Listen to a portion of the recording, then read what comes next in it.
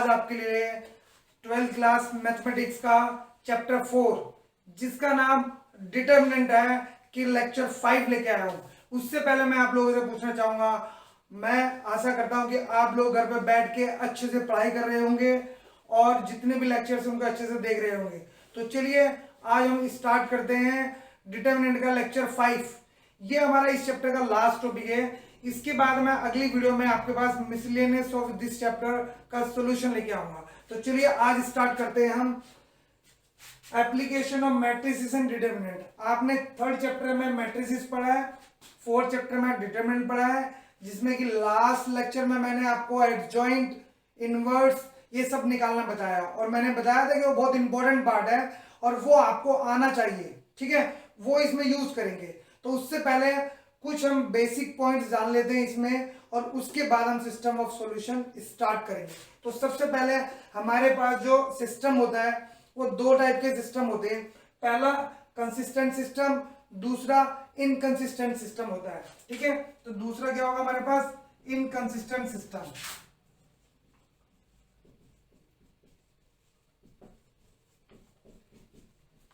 ये होता है हमारा दूसरा इनकंसिस्टेंट सिस्टम। अब कैसे पहचाने कि कंसिस्टेंट क्या होता है, जैसे कि आप लोगों को पता है कि सॉल्यूशन ऑफ इक्वेशन के तीन टाइप के सॉल्यूशन होते हैं। ठीक है, पहला यूनिक सॉल्यूशन, दूसरा नो सॉल्यूशन, तीसरा इनफाइनाइट मैनी सॉल्यूशन। तो यहाँ पे भी ये तीनों ही होते हैं। इसको इस टॉपिक के बाद हम डिस्कस करेंगे। तो कंसिस्टेंट सिस्टम क्या होता है, ऐसा सिस्टम जिसका वन और मैनी सॉल्यूशन एग्जिस्ट करते हैं। क्या होगा, वन और मैनी सॉल्यूशन, वन और मैनी सॉल्यूशन एग्जिस्ट। तो ये आपको पता होना चाहिए क्या होता है, वन और मैनी सॉल्यूशन एग्जिस्ट करते हैं। ठीक है, सेकेंड है इनकंसिस्टेंट सिस्टम।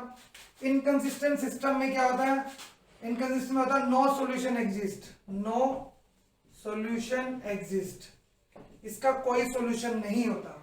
तो ये दो पॉइंट है हमारे पास। तीसरा पॉइंट है, हम इसको थोड़ा सा स्पेस लेके ऊपर ही लिख लेते हैं इनकंसिस्टेंट सिस्टम को।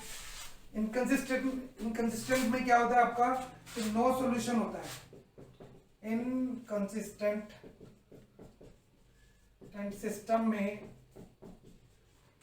होता है क्या आपका, नो सॉल्यूशन होता है, नो सॉल्यूशन।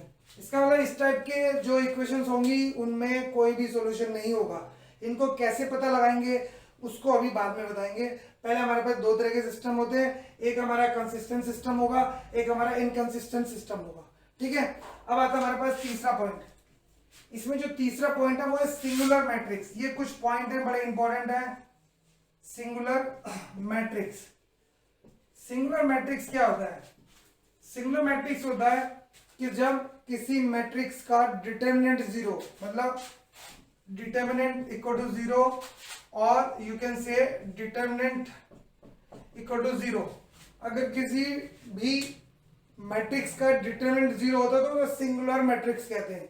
तो ये एक छोटा क्वेश्चन है, 1 मार्कर 2 मार्कर में भी आ सकता है और आते भी हैं। फोर्थ है non singular matrix. Non singular matrix, non singular matrix में आपका तीसरा फोर्थ पॉइंट है हमारे पास। नॉन सिंगुलर मैट्रिक्स में होता क्या है, A determinant not equal to zero होता है और determinant is not equal to zero होता है। इसमें ए इनवर्स एग्जिस्ट करता है और इसमें A inverse does not exist. ध्यान रखना कि सिंगुलर में इनवर्स एग्जिस्ट नहीं करता है और नॉन सिंगुलर में इनवर्स एग्जिस्ट करता है। तो ये बेसिक पॉइंट है जिन पॉइंट को हम ध्यान रखेंगे कि कंसिस्टेंट क्या है, इनकंसिस्टेंट क्या है, और इसके बाद मैं आपको अब बताता हूं सॉल्यूशन ऑफ लीनियर इक्वेशंस। ठीक है, सॉल्यूशन ऑफ लीनियर इक्वेशन। अब लेंगे हम सॉल्यूशन ऑफ लीनियर इक्वेशंस। अब हम बताएंगे सॉल्यूशन ऑफ लीनियर इक्वेशंस कैसे करते हैं। यहाँ हमारे पास 2 वेरिएबल और 3 वेरिएबल इक्वेशंस होती हैं जिनको हम सिंप्लीफाई करते हैं। ठीक है, तो सबसे पहले मैं बताता हूँ टाइप्स ऑफ सॉल्यूशन क्या होता है। पहला पॉइंट आएगा हमारा types of solution. Types of solution, तो टाइप्स ऑफ सॉल्यूशन में 3 टाइप्स होते हैं, 3 टाइप का सॉल्यूशन होता है। पहला जो सॉल्यूशन होता है जो पहला सॉल्यूशन है वो होता है unique solution, unique solution. Number 2 जो होता है वो होता है नो सॉल्यूशन, नो सॉल्यूशन। और नंबर 3 जो होता है सी, वो infinite many solution, finite many solution. ये 3 टाइप के सॉल्यूशन है हमारे कोर्स में, लेकिन कोर्स में टोटल 3 टाइप के सॉल्यूशन होते हैं, बट हमारे कोर्स में ओनली यूनिक सॉल्यूशन है। आप एनसीईआरटी बुक में देखेंगे वहां स्ट्रिक्टली मेंशन है कि we have to study only unique solution, ठीक है। बट मैं इसके बारे में आपको आइडिया दे दूंगा, बट हमें यूनिक सॉल्यूशन के बारे में पढ़ना। तो ये हमारा टाइप्स ऑफ सॉल्यूशन हो गया। दूसरा पॉइंट आएगा हमारे पास method, methods of solving, methods of solving. पहले टाइम में 2 मेथड हमारे पास होते थे। पहला मेथड था बाय यूजिंग डिटर्मिनेंट, या डिटर्मिनेंट मेथड कहते थे इसको, डिटर्मिनेंट। और दूसरा कहते थे हम इसको inverse, by using inverse, by using inverse और मैट्रिक्स मेथड, इसको बोलते हैं मैट्रिक्स मेथड, ठीक है। ये हमारा कोर्स में नहीं है और ये हमारा कोर्स में। तो बाय यूजिंग इनवर्स और मैट्रिक्स मेथड, ये 6 नंबर में क्वेश्चन आता है और इसमें आपको 3 वेरिएबल की इक्वेशन गिवन होती है। तो हमारे पास जो कोर्स में बाय यूजिंग इनवर्स मेथड है, ठीक है। तो इसके लिए आपको इनवर्स निकालना आना चाहिए, ठीक है। तो अब मैं आपकी कंडीशन बताऊंगा कि किसके लिए यूनिक सॉल्यूशन होगा, किसके लिए नो सॉल्यूशन होगा और किसके लिए इनफाइनाइट मैनी सॉल्यूशन होगा। तो चलिए मैं अब 1 बाय 1 बताता हूं। इसमें 2 केस है हमारे पास।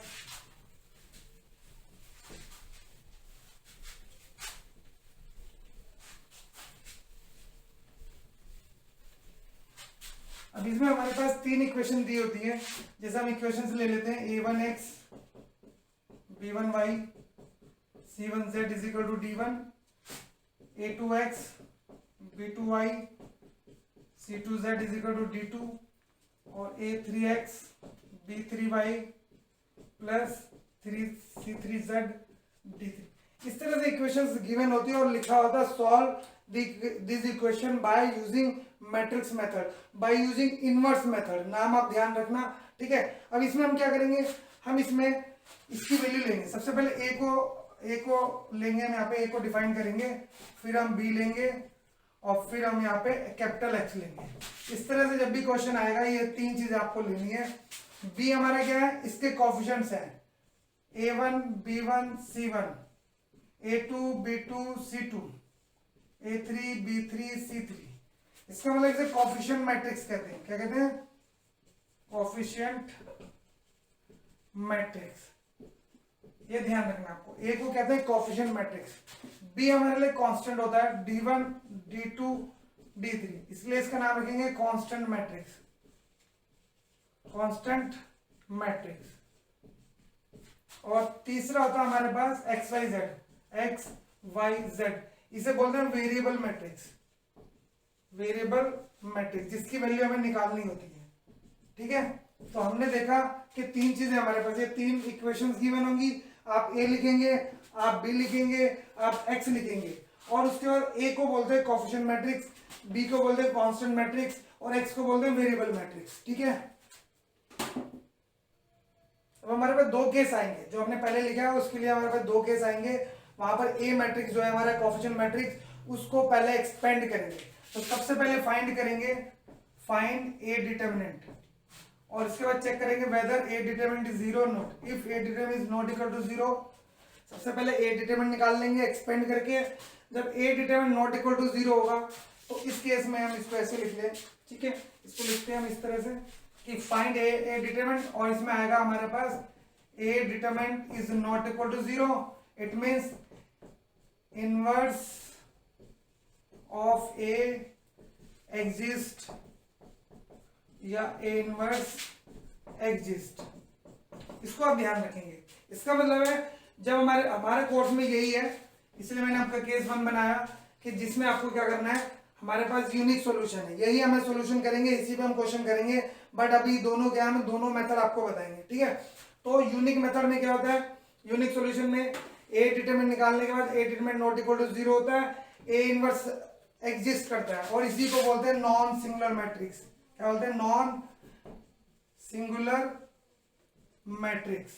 जिसका डिटरमिनेंट 0 नहीं होता उसको बोलते हैं नॉन सिंगुलर मैट्रिक्स। जैसे कि मैंने स्टार्टिंग में, इस वीडियो के स्टार्टिंग में आपको बताया था नॉन सिंगुलर मैट्रिक्स, कुछ बेसिक पॉइंट बताए थे। अब केस सेकंड है हमारे पास। केस अगर सेकंड की बात करते हैं तो 3 तरह के सॉल्यूशन थे हमारे पास। तो इसके बाद हम देखते हैं कि ये केस कब होगा, जब ए डिटरमिनेंट इक्वल टू 0 होगा। इसके पास हमारे पास 2 केस राइज होते हैं। पहला केस क्या आएगा हमारे पास? आएगा मैनी सॉल्यूशन, मैनी सॉल्यूशन, और दूसरा आएगा नो सॉल्यूशन। ठीक है, तो मैनी सॉल्यूशन में आपको कैसे फाइंड आउट करेंगे, ये सारी चीजें फाइंड आउट करने के लिए आपको एडजॉइंट ए इंटू बी निकालना पड़ेगा। इसका मतलब आपको ये फाइंड करने के लिए कि वो मैनी सॉल्यूशन है या नो सॉल्यूशन है, उसके लिए आप एडजॉइंट ए इंटू बी निकालेंगे।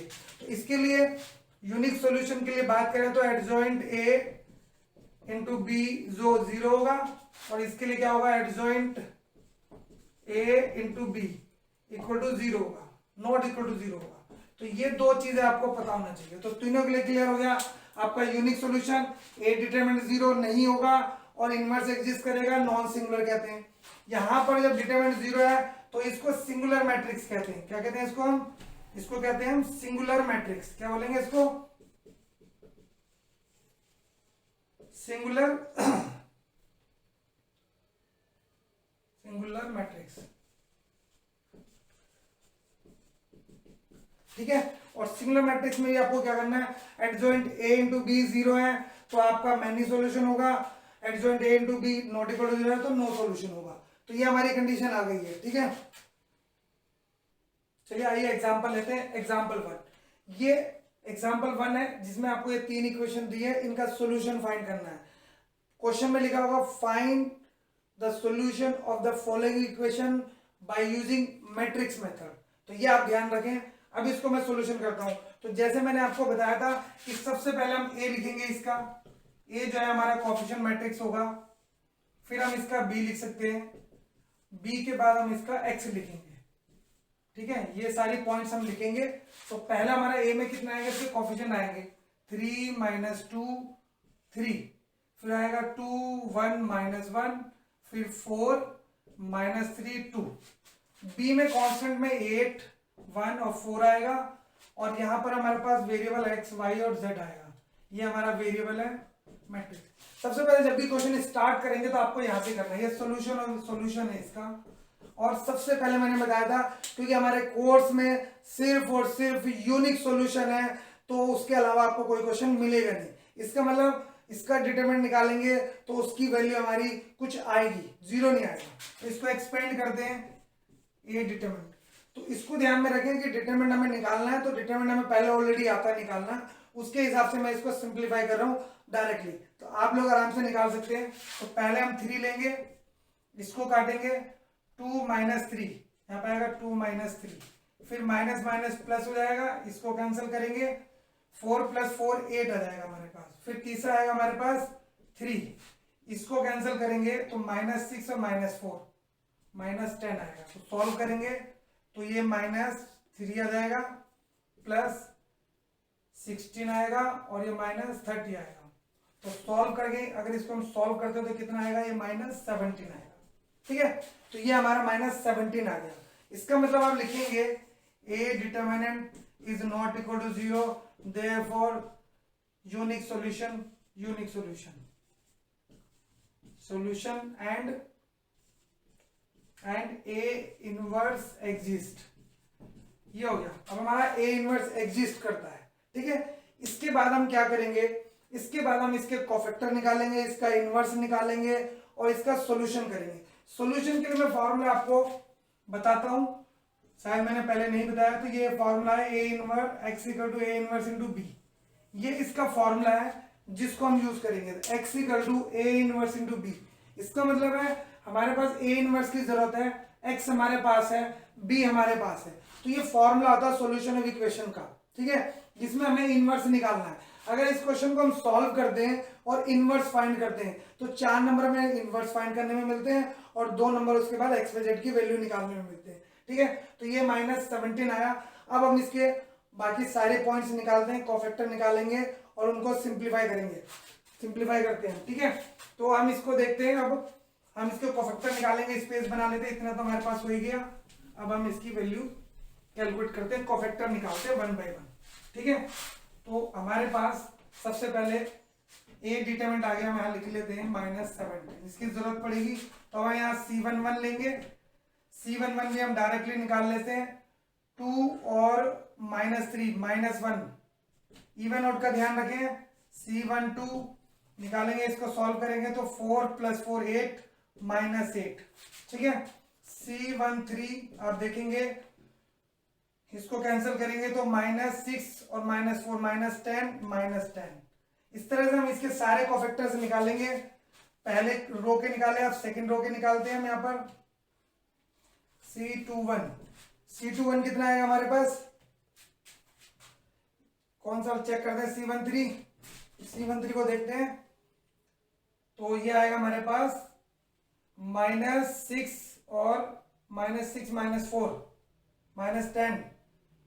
ठीक है, और इसको चेक करते हैं हम। 21 हमारे पास ये आएगा, इसको सॉल्व करेंगे तो कितना आएगा, -4 और +9 तो 5 आएगा, -5। ठीक है, C22 आएगा हमारे पास। इस तरह से हम सारे जो है इसके कोफैक्टर निकालेंगे 1 बाय 1। कोफैक्टर आपको आता है निकालना, तो मैं इसको जल्दी जल्दी निकाल देता हूँ।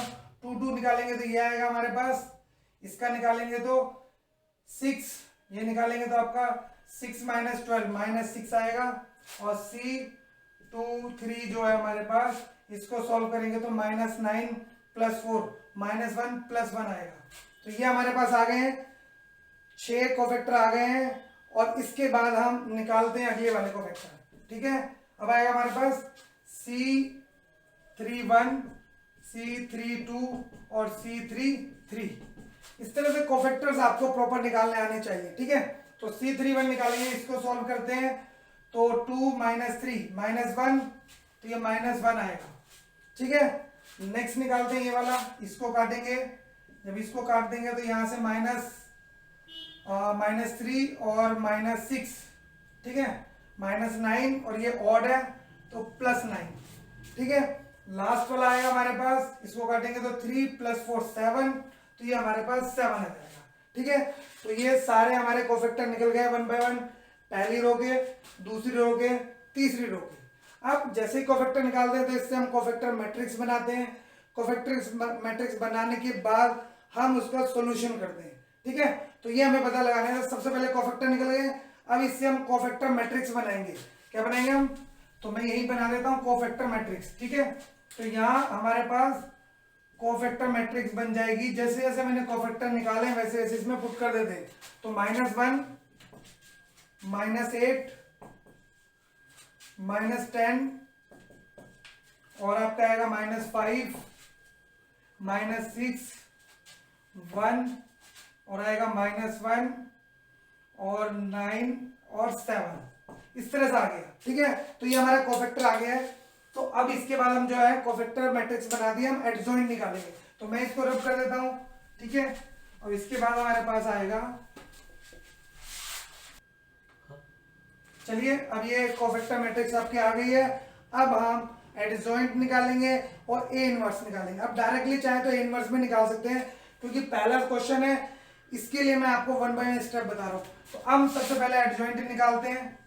एडजॉइंट ऑफ ए, इसका ट्रांसपोज ऑफ सी, जो मैं आपको पहले बता चुका हूं, इसका ट्रांसपोज होगा। ठीक है, तो कितना आएगा यहाँ -1 -8 -10 -5 -6 1 -1 9 और 7। ठीक है, एडजॉइंट आ गया। अब हम इसका ए इनवर्स निकालेंगे। इसका formula 1/a determinant into adjoint A होता है। तो ए डिटरमिनेंट क्योंकि हमने पहले लिख के रखा -17 निकाला था, तो ये है आपके पास। तो इसका फाइनली आंसर आएगा -1/17 और ये आ जाएगा हमारे पास इनवर्स। तो -1 -5 -1 और उसके बाद है -8 -6 9 -10 1 और 7। तो फाइनली हमारा इनवर्स आ चुका है। तो ये इनवर्स निकालना बहुत जरूरी है। अगर ये इनवर्स में आपका एक भी एलिमेंट गलत होता है तो क्वेश्चन पूरा खराब हो जाएगा। तो इसलिए बड़े ध्यान से आपको ए इनवर्स निकालना है। ठीक है, ए इनवर्स आ गया आपके पास। सॉल्यूशन के लिए आपके पास क्या फॉर्मूला है, हम पुट करेंगे put x equal to A inverse into B. ये फॉर्मूला लगाएंगे हमारे पास, सारी वैल्यूज है हमारे पास, x हमारा वेरिएबल है, ए इनवर्स निकाल दिया, b हमारे पास है। तो इस फॉर्मूले को यूज करके मैं यहां पर लिखता हूं, ठीक है ना, इसको थोड़ा स्पेस बना लेता हूं और इसके बाद हम जो है सिर्फ 814 ये वैल्यू यूज करेंगे हम 814। तो यहां पर मैं लेता हूं आपका इसकी वैल्यू, x की वैल्यू कितनी है हमारे पास, x y z, और ये हमारे पास आएगा ए इनवर्स 814, कांस्टेंट हमारे हैं 814। ठीक है, तो इसको ले लेते हैं हम, यहाँ पे इनवर्स आएगा -1/17 और ये आ जाएगा हमारे पास -1 -5 -1, इसको भी मिटा देते हैं, थोड़ा स्पेस बनाते हैं, और ये आएगा आपके पास -8 -6 9 -10 1 और 7, और यहाँ पर आएगा हमारे कांस्टेंट 814। ठीक है, तो ये हमारे पास अब सॉल्यूशन हमारा लास्ट एंडिंग में चल रहा है। इनको मल्टीप्लाई करेंगे, सॉल्व करेंगे और उसके बाद हमारा एक्स वाई जेड की वैल्यू हो जाएगी। ठीक है, अब हमारा मेन क्या है, इसके बाद मल्टीप्लीकेशन है। तो हम मल्टीप्लीकेशन करते हैं, जो भी हमारा डिटरमिनेंट की वैल्यू है इसको कभी मल्टीप्लाई नहीं करना था, इनको मल्टीप्लाई करो, -8 -5 -4। ठीक है, फर्स्ट रो से फर्स्ट कॉलम में मल्टीप्लाई करी, क्योंकि अगला रो यूज कर रहे हैं तो वही कॉलम एक ही है, इसको इसमें मल्टीप्लाई करें तो ये कितना आएगा आपका 64 -6 और प्लस 36, फिर -80 और +1 और +28, ये आ गया। इसको सिंप्लीफाई करेंगे तो 1/17, सॉल्व करेंगे तो इसका आंसर कितना आएगा, इसको सॉल्व कर लेंगे तो -17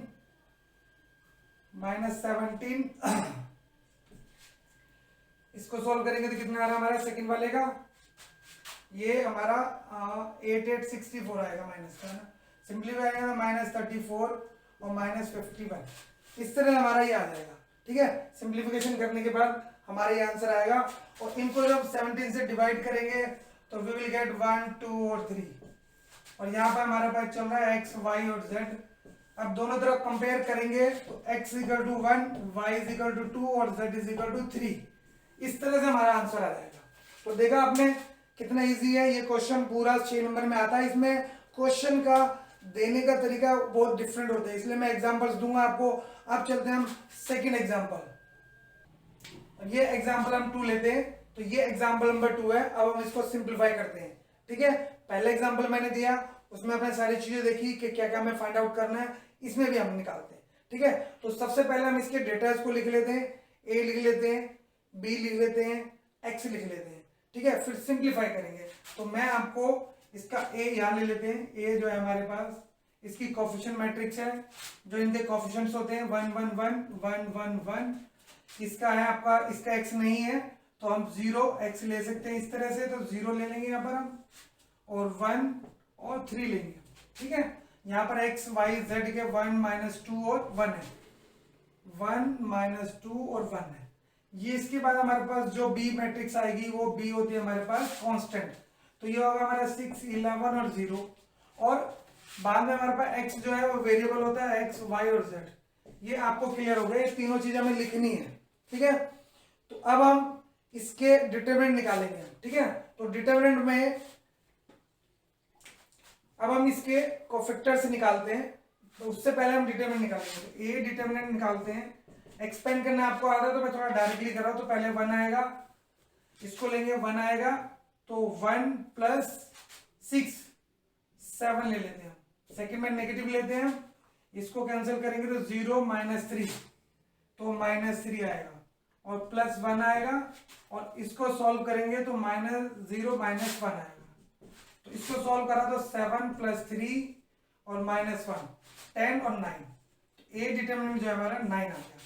ठीक है, तो ए डिटरमिनेंट नंबर 9 आ गया। इसका मतलब क्या लिखेंगे, A determinant is not equal to 0। इसका मतलब यूनिक सॉल्यूशन, यूनिक सॉल्यूशन और ए इनवर्स एग्जिस्ट, ये आपको ध्यान रखना है। ठीक है, तो ये हमारा ए डिटरमिनेंट आ गया। ए डिटरमिनेंट अलग से लिख लेते हैं और उसके बाद हम इसके सारे कोफैक्टर्स निकालते हैं, एडजॉइंट इनवर्स। ठीक है, तो चलते हैं अब हम इसके बाद इसको हम मिटा देते हैं और ये सारी वैल्यूज को हम लिख लेते हैं जो हमें जरूरत है। तो ये अब हम लिख लेते हैं इसको अलग से। ए डिटरमिनेंट हमारे पास 9 आ गया। ठीक है, अब डिटरमिनेंट के बाद सीधा सीधा हम कोफैक्टर्स निकालेंगे और ए डिटरमिनेंट इक्वल टू 9 है, इसको अलग से लिख लिया। हम C11 निकालेंगे, C12, C13, C21, C22, C23, इस तरह से हम निकाल लेंगे। तो C11 जो आएगा हम यहां से निकालेंगे, तो यह आएगा 1 + 6 7। पहले हम फर्स्ट रो के लिए निकालेंगे और दूसरे कितना आएगा हमारा 0 - 3, तो -3 तो +3, 1 3 कितना आएगा, इसको कैंसिल किया तो 0 - 1 तो -1। इवन और ओड का हमें ध्यान रखना है। ठीक है, अब हम रो 2 के लिए निकालेंगे। इसके लिए निकालते हैं तो 1 + 2 3 और ये ऑड है तो -3। 2 2 का निकालेंगे, इसको कैंसिल किया, इसको कैंसिल किया तो 0 - 3 तो -3 तो -3, 2 3 आएगा हमारे पास ये, तो -2 और -1, -3 + 3, तो ये रो 2 के आ गए हमारे पास। ठीक है, तो रो 2 के हमारे पास आ गए। रो 2 के में हमारे पास, तो 2 2 का देखते हैं, सारा ठीक है, एक बार चेक कर लेते हैं। पहले 2 1 चेक कर लेते हैं, इसको कैंसिल किया तो 1 + 3, ये ठीक है, आगे बढ़ते हैं हम लोग, है ना। तो इसके बाद हम C31 का निकालते हैं। C31 निकालेंगे, हमारे पास कितना आएगा, ये आएगा। यहाँ से इसको सॉल्व करेंगे तो 3 माइनस कितना आएगा हमारे पास 3 1, इसको काटेंगे 3 - 1 2 आएगा। C32 इसको सॉल्व करेंगे तो 0 - 3 -3 + 3, C33 आएगा हमारे पास, कितना आएगा हमारे पास, लास्ट वाला आएगा ये 1, तो ये 1 आ जाएगा।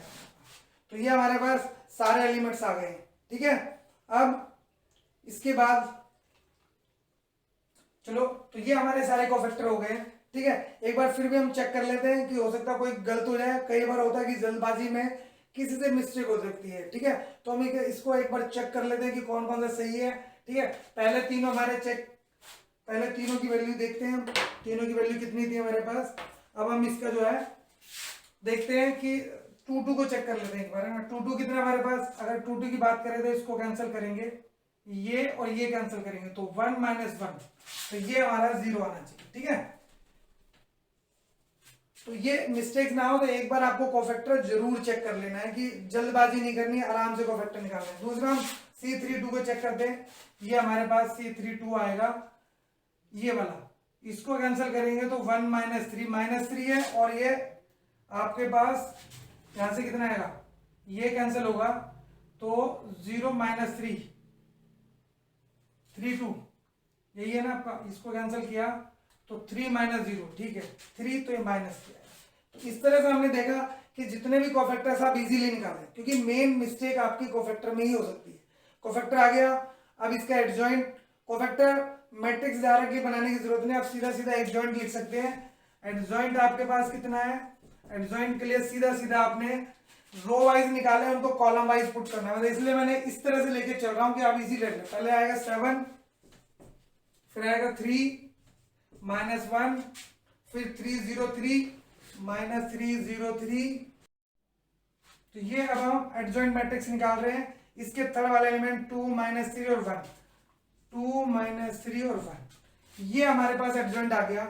एडजॉइंट के बाद अब हम इनवर्स निकालेंगे और फिर हम सॉल्यूशन करेंगे। ठीक है, तो इसके बाद हम लिखते हैं इनवर्स। इनवर्स जैसे कि आपको पता है, एडजॉइंट आने के बाद इनवर्स निकालना बड़ा आसान हो जाता है।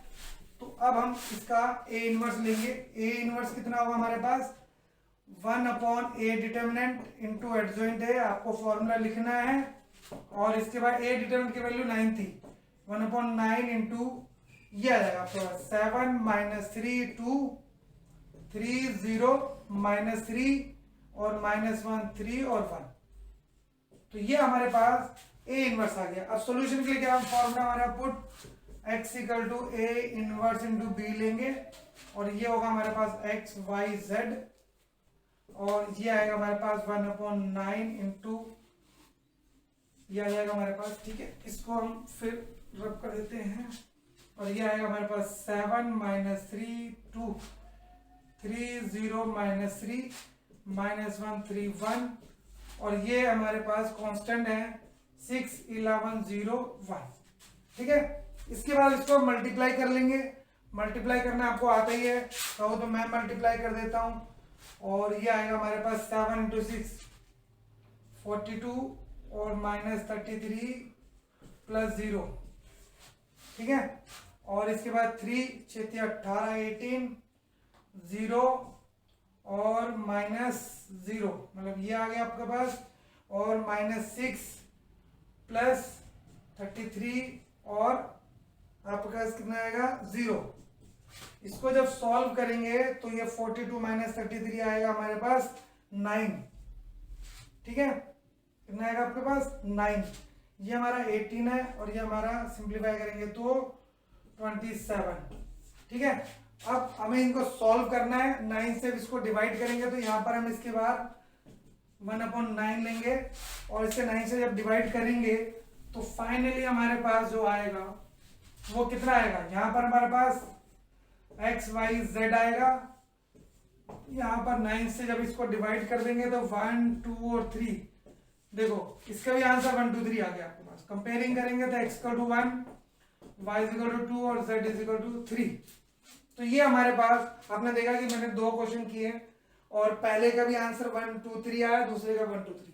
ठीक है ना, तो ये ऐसे नहीं कि 1 2 3 आंसर आएगा, आंसर कुछ और भी आ सकते हैं, बट आपको ध्यान रखना कि क्या क्या इसमें स्टेप्स हैं और क्या क्या चीजें आपको इसमें फॉलो करना है। ठीक है, तो इस पर हमारे कई सारे डिफरेंट टाइप्स के क्वेश्चंस बनते हैं, बट मेन तरीका यही है कि x equal to a inverse into b है। तो क्वेश्चन कैसे बनते हैं वो मैं आपको थोड़ा डिस्कस करता हूं, फिर बाद में मैं आपको उसमें एग्जांपल्स भी लेके चलूंगा। ठीक है, तो आज से मैं डिस्कस करता हूं, बाद में एक वीडियो बनाएंगे सॉल्यूशन ऑफ इक्वेशंस की, मोर क्वेश्चंस, उनमें आपको मैं ये सारी चीजें बताऊंगा। तो ये हमारा सो क्वेश्चन हो गया। इसमें अब आप क्वेश्चन कैसे बनेंगे, इसमें अब आजकल जो बोर्ड का ट्रेंड है वो ये है कि बोर्ड में वर्ड्स प्रॉब्लम के भी क्वेश्चन आते हैं। आपको क्वेश्चन का टाइप क्या क्या आएगा, इसमें वर्ड्स में दिया होगा, क्वेश्चन वर्ड्स में गिवन होगा। आजकल अधिकतर जो बोर्ड में क्वेश्चन आ रहे हैं वर्ड्स में लिखा होता है। एक बड़ी सी लैंग्वेज दी होगी, उससे आपको इक्वेशन फॉर्म करनी है, फिर उन्हें इसी मेथड से सॉल्व करना है। दूसरा, कई बार आपको ए दे देते हैं, गिवन होता है और बोलते हैं फाइंड ए इनवर्स, आपको ए इनवर्स निकालना है। ठीक है, आप ए अपनी मर्जी से लिखते हैं या ए आपको दे देते हैं, जो ये ए होता है वो जो इक्वेशन गिवन होती है उसी के कोएफिशिएंट होता है। तो देने का तरीका है, एनसीईआरटी में इस टाइप का क्वेश्चन गिवन है आपको। दूसरा जो सबसे इंपॉर्टेंट एक क्वेश्चन आता है आपको, लिखा था ए और बी, आपको बोलते हैं ए गिवन है, एक मैट्रिक्स गिवन है और बी एक मैट्रिक्स गिवन है और बोलते हैं फाइंड ए बी, और बाय यूजिंग इसको यूज करके ए बी को सॉल्व करना था, इक्वेशंस गिवन होती है। तो जो इक्वेशन गिवन होती है उसमें आपको ये देखना है कि ए और बी उसके कोएफिशिएंट कौन से हैं, ए है या बी है। ठीक है ना, तो यहां पर नॉर्मल इन क्वेश्चनों में ये ध्यान रखना बड़ा इंपॉर्टेंट पॉइंट है, अगर A B is equal to I या और A B is equal to C I, कोई भी कांस्टेंट के साथ भी आ सकता है, कुछ कांस्टेंट आ सकता है 6i 8i 4i, है ना, इस तरह से। तो इसका मतलब ये इन्वर्टिबल मैट्रिक्स होती है। क्या होता है, इन्वर्टिबल मैट्रिक्स। आपको ये ध्यान रखना है कि आपको ए का इन्वर्स निकालना है या आपको बी का इन्वर्स। तो ये पता चलेगा आपको जो इक्वेशन दे रखी है उन इक्वेशन के कोएफिशिएंट से पता चलेगा। ठीक है, सपोज करो हमको ए का इन्वर्स निकालना है, तो जब A B is equal to I और A B is equal to 6i, दोनों में से कुछ भी आए, तो यहां पर हमें ए इन्वर्स चाहिए तो हम लेंगे बी होगा। मैंने बताया था आपको A B is equal to I जो होता है वो इन्वर्टिबल मैट्रिसेस होते हैं, वो एक दूसरे का इन्वर्स होते हैं। तो ऐसे क्वेश्चन में हमें इन्वर्स फाइंड करने की जरूरत नहीं होती है, कोफैक्टर वाला मेथड नहीं लगाते, यहाँ इनका मल्टीप्लीकेशन से ही इन्वर्स निकाल लेते हैं। अगर कुछ कांस्टेंट आई के साथ आ रहा है, जैसे यहाँ पे सी लिया मैंने 4 3 2 कुछ भी हो और यहाँ पे a का इनवर्स निकालना है, तो ये 1/c अगर आएगा तो b के इक्वल होगा। तो ये जरूर ध्यान रखना, ये और ये पॉइंट आपका, इन पर हम बाद में आपको क्वेश्चन सॉल्व कराएंगे और इसके एक वीडियो बनाएंगे अलग से। तो आज की क्लास के लिए हम इतने रखते हैं। आज मैंने सॉल्यूशन इक्वेशन बताया, अब नेक्स्ट लेक्चर के लिए आप रेडी रहिएगा।